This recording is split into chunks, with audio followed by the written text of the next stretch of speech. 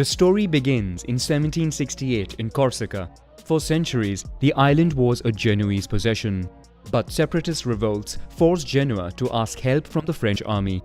In the end, the sovereignty of the island is ceded to France. The following year, Napoleon Bonaparte is born into a noble family from Ajaccio. He grows up with his 7 brothers and sisters, and when he turns 9, is sent to the military school in Brienne-Champagne. Napoleon, a good student, is admitted to the military academy in Paris, where he specializes in artillery. The following year, at age 16, he is appointed second lieutenant of the artillery in Valence.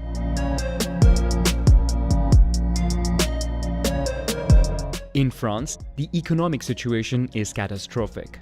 The 7 Years' War and the American Revolutionary War have emptied the coffers of the country. Louis XVI, struggling with the country's financial difficulties, summons to Versailles representatives of the clergy, the nobility, and the Third Estate, that is the people, to find a solution to the crisis. After disagreements, Third Estate officials seize power by founding the National Assembly. While in Paris, insurgents take over the royal fortress of Bastille. The revolutionaries vote for ending feudal privileges and adopt the Declaration of the Rights of the Man and the Citizen. King Louis XVI is then forcibly taken to Paris, from where he later tries to flee with his family to a royalist stronghold. But they are spotted and stopped on the way.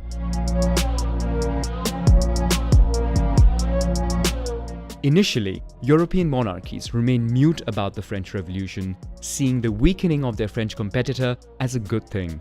But the arrest of Louis XVI make them fear that revolutionary ideas might spread across the continent and threaten their thrones. Prussia and Austria then combine forces to try and restore the French monarchy. War breaks out, with the French armies in poor condition.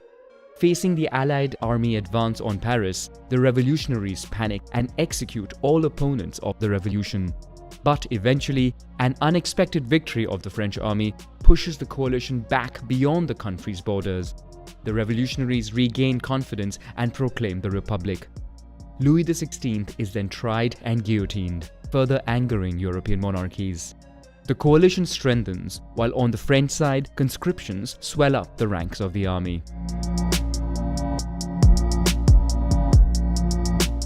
Within the country, clashes between royalist and counter-revolutionary forces cause civil wars. Napoleon and his family, who support the revolution, are driven away by Corsican separatists.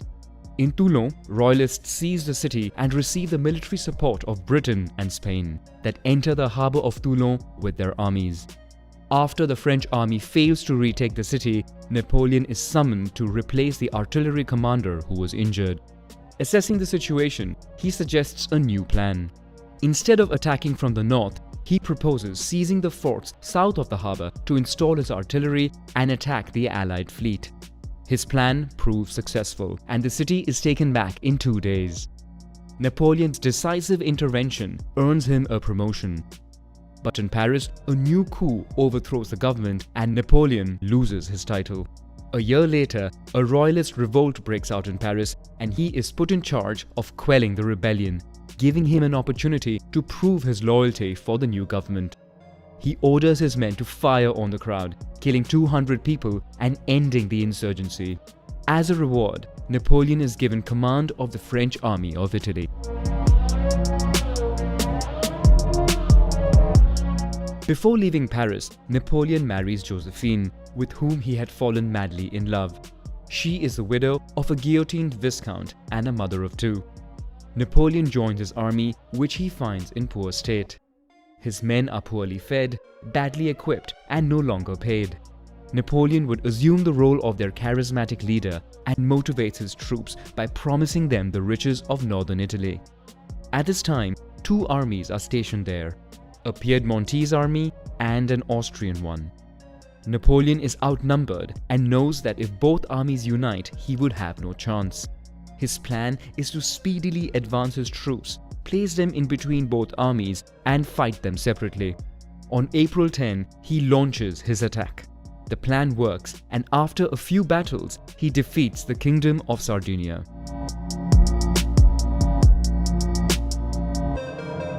Reeling from the attack, the Austrian army retreats to Milan and stations some troops along the Po River to prevent Napoleon from crossing. Napoleon sends over a small part of his army as a diversion while the bulk of his troops cross the river further east.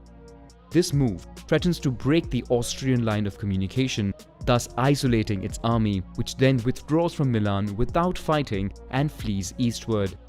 For a year, Napoleon maintains an advantage thanks to his troops' speedy movement and because Austrian forces divide itself into smaller armies. Eventually, Napoleon's army threatens Vienna, forcing the Emperor of Austria to seek an armistice. Napoleon negotiates and himself signs a peace treaty. He obtains the annexation of the Austrian Netherlands and pushes the boundaries of the country to the Rhine. Austria receives the Republic of Venice and recognizes the new Italian republics created by Napoleon.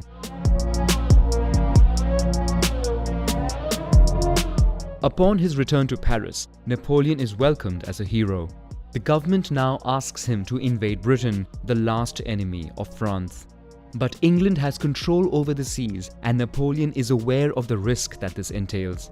He instead suggests attacking Britain where they least expect it. By seizing Egypt, he thinks he can threaten the important colony of India. The government accepts the proposal. As for them, this young general, who is a bit too ambitious and influential, is less dangerous while he is on mission. Napoleon leaves from Toulon with hundreds of ships carrying a 40,000-man army. Along the way, he captures Malta, while British Admiral Nelson, not knowing Napoleon's final destination, tries looking for him. Nelson reaches Alexandria before Napoleon and continues searching for him northward. Napoleon lands near Alexandria in the Ottoman province of Egypt. He captures the city and then goes on further south. At the gates of Cairo, he defeats the Mamluk army and seizes the city. But in the north, British ships eventually find the French fleet and completely destroy it. Napoleon and his army find themselves stuck in Egypt. This information spreads in Europe and leads to the creation of a second anti-French coalition joined by the Ottoman Empire. Napoleon then goes back to the east, seizing towns along the way, and begins the siege of Akko. But the Ottoman resistance, supported by the British, prevents the city from being captured. Napoleon then hears that the British are preparing for the landing of an Ottoman army in Alexandria. He leaves to fight them and wins the battle with the last soldiers he had available. Hearing about the complicated situation in France, he travels alone, leaving behind his army.